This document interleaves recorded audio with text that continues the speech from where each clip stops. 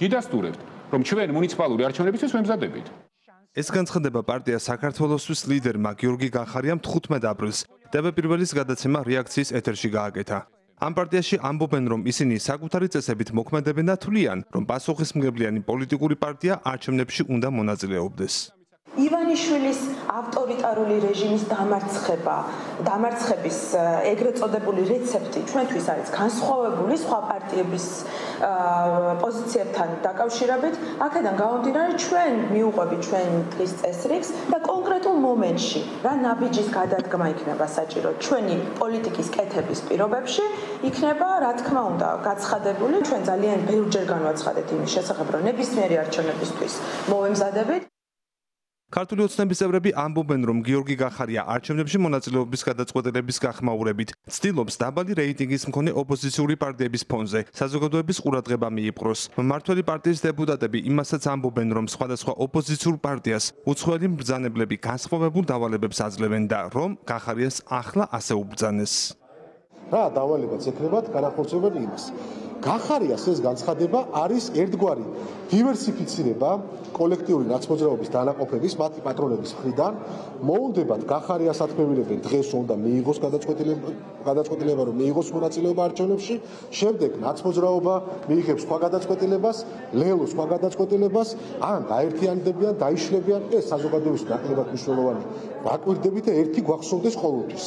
გახარია იქნება თუ ნებისმიერ ის ანასხლეტი კოლექტიური ნაცმოძრაობისგან გააკეთებს და გადადგავს მხოლოდ იმ ნაბიჯს, რომელიც იქნება ნაკარნახევი მათი პატრონების მხრიდან. ჩვენ ბოლოდინი გვაქვს, რომ პარლამენტში შემოვლენ და მიიღებენ კიდეც სავარაუდოდ მონაწილეობას, მაგრამ მისი გათვლა როგორც ჩანს არის შემდეგი, რომ ასეთ ველზე, ასეთ სიტუაციაში, როდესაც სრულად დისკრედიტებულები არიან სხვა პოლიტიკური პარტიები, მათ შორის საპარლამენტო პროცესებიდან, მან გამოიყენოს ეს ნიშა, ასე ვთქვათ, რაც შეიძლება რომ ეხლა ამ ეტაპზე არსებობდეს, ერთგვარი უპირატესობა მოიპოვოს სხვა პოლიტიკურ პარტიებთან შედარებით და ამ ნიშით სცადოს საზოგადოებრივი მხარდაჭერის მობილიზება ადგილობრივი თვითმმართველობის არჩევნებზე. ამავე დროს, როგორც ჩანს, გარკვეული ტიპის ინსტრუქციებიც ზოგიერთმა მათგანმა მიიღო თავიანთი უცხოელი პატრონებისგან.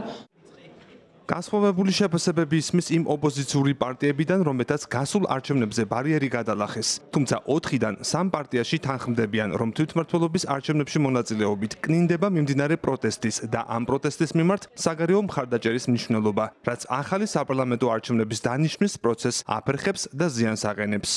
თუ ის ორი პირობა არ შესრულდა, ეს არის ახალი საპარლამენტო არჩევნების ჩანიშვნა და ყოველი პარტიის გათავისუფლება, მათ შორის ახალი საპარლამენტო არჩევნების ჩანიშვნა კონკრეტული პირობებით, რომელიც შეთანხმებულია ყველა მსხვილ ოპოზიციურ ჯგუფს შორის, არანაირ მონაწილეობას ადგილობრივ თვითმმართველობის არჩევნებში არ აქვს. პირიქით, ეს იქნება ჩემი აზრით ერთი სრული პროტესტის ბუხტის მოკლა, ამ ყველაფრის წყალში გადაყრა. ნებისმიერი საუბარი ახლა ადგილობრივ არჩევნებზე არის ყურადღების გადატანა იმ ძირითადი და უმნიშვნელოვანესი ბრძოლიდან, რომელშიც ახლა ვიმყოფებით, მოდით კონცენტრირდეთ აწყოზე და იმაზე, თუ რა შეუძლია მოიტანოს ის ორი ამოცანის შესრულება, რომელიც ჩვენ ყველამ ერთობლივად დავისახეთ საკოორდინაციო ფორმატშიც და მის გარეთაც. ჩვენ პოზიცია არ შეგვიძლია და ძალიან მკაფიო და ნათელია ჩვენი პოზიცია, რომ თუ პოლიტიკურ მოწმობაზე საუბრობთ, საქართველოს საარჩევნო დემოკრატია არის გაუქმებული, პოლიტიკური ტყვეების რაოდენობა არ შემცირდა და გათავისუფლდა ეს ხალხი პირიქით იზრდება, ამიტომაც საუბარი საარჩევნო პროცესის ჩართვაზე არის არასწორი და მზადებაზე არჩევნებისთვის, როდესაც ქვეყანაში საარჩევნო პროცესი არის გაუქმებული. ეს ნიშნავს